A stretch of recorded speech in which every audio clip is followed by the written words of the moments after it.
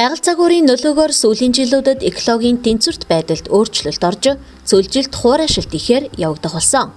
Хамгийн ойрын тод жишээ татахад 2017 оны зун Матад халахгүй сумын нутагт хур бороо ороогүй хит халсны улмаас цагаан зээр ус гүйдэж их хэмжээгээр харангадаж хорогдсон билээ. Цөлжилт хуурайшилттай хамгийн бага зардлаар тэмцэх нь хөв зөөрөн байгуулах, ус задгаалах ажил юм байна. Үүний учир Дорнод аймгийн 2018 оны нийгмийн эдийн засгийг хөгжүүлэх үндсэн чиглэлд цөлжилт хуурайшилтыг бууруулах, гадаргуугийн усыг нэмэгдүүлэх зорилгоор хөв зөөрөн байгуулах, ус задгаалах ажлыг байгаль орчныг хамгаалах нөхөн сэргээх зардлын санхүүжилтээр гүйцэтгэхээр аймгийн иргэдийн төлөөлөгчдийн хурлаар баталсан. Хөв зөөрмийг Матад сумын зүүн булаг, Сэргэлэн сумын Бүдүүний булагт байгуулахаар зураг төсвийн ажлыг Улаанбаатар хотын жишг проект компани гүйцэтгэж, Сэргэлэн сумын Бүдүүний булагт хөв зөөрөн байгуулах ажилд Тэнүү Хассар компани шалгарч, ус гаргах, хоолой, илүүдэл ус хаях байгууламжийн газар шорооны ухалгын ажлууд зэрэг 70% гүйцэтгэлийг хийсэн бөгөөд эх оны 5 сард хүлээлгэж өгөх ажээ. Матад сумын зүүн булаг, Сэргэлэн сумын Бүдүүний булаг дээр бол зураг төсвийн ажлыг бол хийлгэсэн байгаа. 14.5 сая төгрөгийн зардлаар бол манайх хийлгэсэн. Үүнийхээ Сэргэлэн сумын Бүдүүний булаг дээр нь бол ажил нь эхлээд 70% явж байгаа. Газар шорооны бүх ажлуудыг хийсэн. Цаг хугацаа арай ороцсоос болоод одоо бетондох тийм цэмдлэх тэр ажлууд бол одоо хавар 4 сард үргэлжлээд 30% гүйцэтгэл гараад ингээд ажлууд дуусах юм аа. Бүдүүний булгаас нэлээд доошхноо хийж байгаа, аялал жуулчлалын зорилтоор хийж байгаа, сумын засаг дарга болон одоо энэ орон нутгийн санаачлагаар тэн дээр бол хийдэж байгаа. Одоо Бүдүүний булгаас доош урсж чаад ингээ бараг байхгүй шахуу болчдөг, ер нь тасарчдаг байхгүй заримдаа. Тэгээ бараг тасрангаа алж байгаа тэр хэсэг дээр нь л одоо яг Бүдүүний булгийн усыг хоримтлуулж байгаа байхгүй. Ерөөсөө нэг жижигхэн нарийнхан гожгоо усыг хаагаад хуучин байсан далан дээр нь хаалт одоо далан босгоол тэгээд тэрийг бол багаар цаашаа даваад гошж идгээр тэгээд бол хоримтлагт ус их хэмжээгээр хоримтлагч байгаа тийм л ахгүй юу. Тэгээд цаашаа илүү гараад тагсны илүү гараад явчих нь нөгөө газар чинь томоо нуур шиг тийм устай байгаа л гэдэг тийм ээ. Тэгээд ихэн цаашаа урс явчихдаг. Гэхдээ энэ бол байнгын урс чинь гэсэн үг шүү дээ. Одоо тэнд хоримтлагц юм чиндээ тэндээс их гарч ийнө баг орж ийнө шамарахгүй шүү дээ. Ерөөс ингээд цаашаа ингээд усаад л гэсэн үг. Байнгын урсгалтай болно шүү дээ ерөөсөө л. Байгалийн усыг тогтоон цөөрөн байгуулах аргыг сүүлийн жилүүдэд сэргээж мал аж ахуйн зориулалтаар ашиглаж эхлээд байгаа. Харин зэрлэг амьтдыг усаар хангах, ус задгаалах ажлыг энэ онд байгаль орчныг хамгаалах нөхөн сэргээх зардлаас 35 сая төгрөгийн санхүүжилтээр Матад суманд 2 газарт хийхээр аймгийн иргэдийн төлөөлөгчдийн хурлаар баталсан. Зэрлэг амьтдыг усаар хангах зорилгоор ус задгаалах ажлын гүн өрмийн цооногийг цагаан зээрийн гол бэлчээр нутаг болох Матад сумын төвөөс баруун хойно 60 тогоо орон нутгийн тусгай хамгаалалтын газрын ойр орчмын нуур тойрон хонхор газрын ойролцоо Матад сумын 1-р багийн нутаг Булган сумын зааг үүдийн 60 орчмын нуур тойрон хонхор газрын дэргэд байгуулжээ. 2017 онд Матад халахгүй сумын нутагт хур бороо ороогүй улмаас хит халалт үүсч их хэмжээний цагаан зээр бол олон тоогоор харангадаж өгсөн. Үүнээс үүдэлтэйгээр 2018 онд бол байгаль орчныг хамгаалах нөхөн сэргээх зардлаас бол Матад сумын 2 газарт бол ус задгаалах зэрлэг ан амьтдыг усаар хангах юм ус задгаалах биотехникийн арга хэмжээ авах ажлыг бол суулгасан.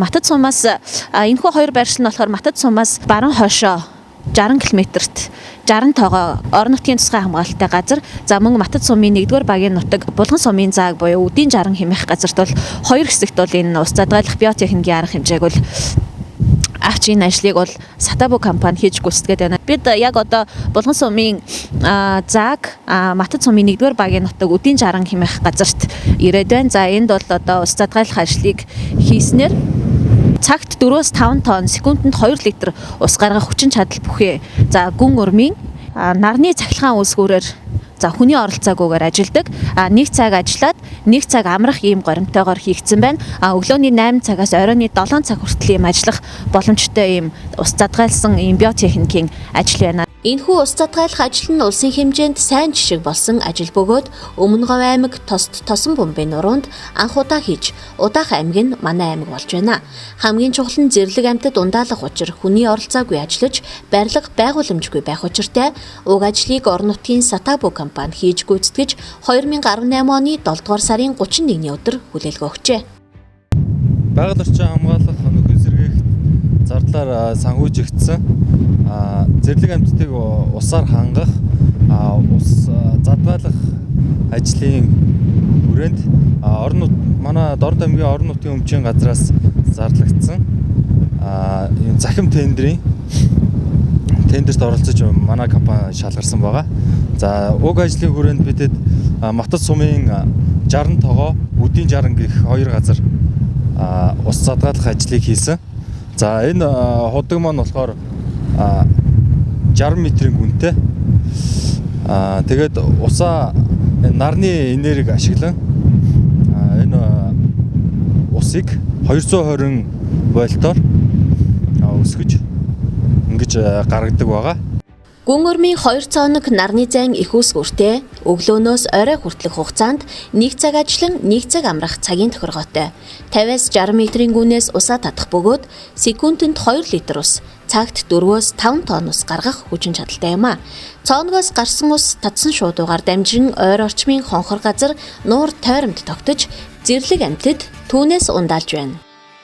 Тэгэхээр энэ хүү зэрлэг амьтдыг усаар хангах зориулалттай ус задгаалах ажил бол нарны зайн үсгүүрээр ажилладаг. Гэхдээ яг одоогийн байдлаар бол өвөл ямар нэгэн халдлага болон за хулгайгаас шалтгаалаад бол нарны зайн үсгүүр болон бусад хоног төхөөрөмжүүдийг байгаль орчны газраас бол бас хураагаад байгаа маань. Тэгэхээр хавар буцаагаад тавих юм байна. Яг одоогийн байдлаар бол тус компани хүмүүстэй яриад мотор ажилуулад бол энэ цооногийг гүн өрмийн цооногийг ажилуулж байна. Тэгэхээр эндээс маань бол цагт 4-5 тонн ус гарч энэ сувгаар дамжаад энтлийн хатсан нуур хонхор газарт бол хуримтлагдах ёстой юм байна. Ус задгаалах гүн өрмийн цооног гаргах байршлыг тогтоохдоо тухайн орчимд цагаан зээр хамгийн ихээр нүүдэллэн бэлчээрэлдэг хавартаа төлөлдөг байршлыг сонгож мөн цооногоос гарсан ус ойр орчмын хатсан нуур тойром хонхор газарт урсан тогтохоор тооцоолжээ. За энэ худгийг бол 60 тогооны тал гээд энд анх байршлан тогтоогдсон байгаа. За 60 тогооны тал бол ерөнхийдөө манай энэ их нуудгийн Матад сумын 60 багийн хонд зээр төлөлтөө нутаг байдаг. Энэ одоо зээр төлөлтөө нутаг энэ одоо 60 ширхгийн хонхор газар гэдэг. Тэгээ энэ хонхор газарт одоо цагаан зээр ан амтны услах зориултаар энэ бага цусны чиглэлээр гарсан худаг байгаа. За энэ худгийг яагаад энэ сонгосон бэ? Газрыг сонгосон бэ гэхээр тухайн худгийн дэрэгд нь болохоор хоёр тийм ихэр цайдан баг. Тэр хоёр цайдан руу нуур одоо болдог тогтмол руу тутгуулахаар хийгдсэн худаг байгаа. Энэ худаг маань яг хоо ерөнхийдөө зуны нартай сайхан цагт бол одоо сайхан гоожоод усаж авчдаг. Энэ хуу худаг нь бол зөвхөн зэрлэг ан амьтдыг усаар хангах зориулттай. Гэтэл ойр орчимд нь одоо малчид бас ирж суурьшиж мал усалснаар нөгөө энэ хийсэн ажил маань за бүрэн утгаараа бас ажиллах боломжгүй болж зэрлэг ан амьтад үргэх, дайжих зэрэг асуудал бас үүсэх ийм магадaltaй болоод байгаа. Ус задгаална гэдгээрээ бол одоо бид нар бол яг энэ тэр зэрлэг амьтад зориулаад одоо хоёр тийм цооног гаргасан байгаа. Байшин барилгагүйгээр тэгээд дээр нь одоо бэлчээрийн мал аж ахуй хүн мал хол тийм зэрлэг одоо амьтад зориулсан ус задгаалах зорилгоор ус задгаалах ажлын гүн өрмийн цооногийн гол зориулалт нь алс хэр газарт зэрлэг амьтдыг усаар хангах. Гэтэл хавар зун намрын цагт ойр орчимд нь малчид буун мал услах унд ахуйн зориулалтаар хэрэглэх тохиолдол гарах болжээ. Үүний улмаас зэрлэг амьтад тухайн газраас дайжих аюултай. Мөн цооног орчим малын хөлд дарагдах, цооног дэрзийн хоолой углах, тохиргоо алдагдуулах зэрэг асуудал гарсан байна. Иймээс тухайн байгууламжтай хамгийн ойр орших айлд хяналт хамгаалалтыг хариуцуулжээ. За энэ худгийг одоо манай хамгийн захын айл одоо Ихэн худаг гэдэг газарт байгаа. Малчин гам хэрэгтэй залуу эзэмшүүлж байгаа. Энэ залуу маань л ерөнхийдөө эзэмшээд тэрний одоо хадгалалт хариуцлага хийж байна. Тэгэхгүй болохоор энэ ч бас эзгүй хээр газар хүн амтэн бас эзэмшихгүй харахгүй бол бас хулгай зэлгээд өртөх, эвдрэх, сүвдрэх одоо бас аюултай учраас захын хамгийн захын малчин дээр одоо эзэмшүүлээд харуулад ингэ байж байгаа. Сая тэгэхээр бас газар дээр нь очиж үзлээ л дээ. Ус ноцоос тавиад бол хэвийн худаг ажиллаж байна. Бусад одоо цагийн тохиргоо болон бус юмнуудыг бас хурааж авсан юм шиг байна тий. Тэгсэн энэ цагийн тохиргоо хийгдсэн байгаа. Тэгээ одоо өвлийн цагт энэ чинь бас нөгөө хомлотрноос хөлдөж биерхээс гисүүлээд хулгай зэлгээ харахаас гисүүлээд хомлотрын тэр татаад авуулчихсан байгаа. Ямар ч сан авчихаа. 27 оронгууд нь тавиад тэгэхгүй бол энэ ч одоо хомлотрын биерээд явах болчихно гэд. За яг зарим үед малчид бас аман дэх давгүй удаг юм шиг байна. Зарим малчид маань бас хаяа очиж амны ус авдаг юм шиг байна. Ийхүү цагаан зээрийн гол нутаг болсон Матад суманд 2018 онд 2 байршилд ус задгаалах ажлыг аймгийн зүгээс хийлээ. Ингэснээр бороо хургүй гантай хуурай шилтийн үед зэрлэг амьтад харангадах аюулаас аврагдаж байна.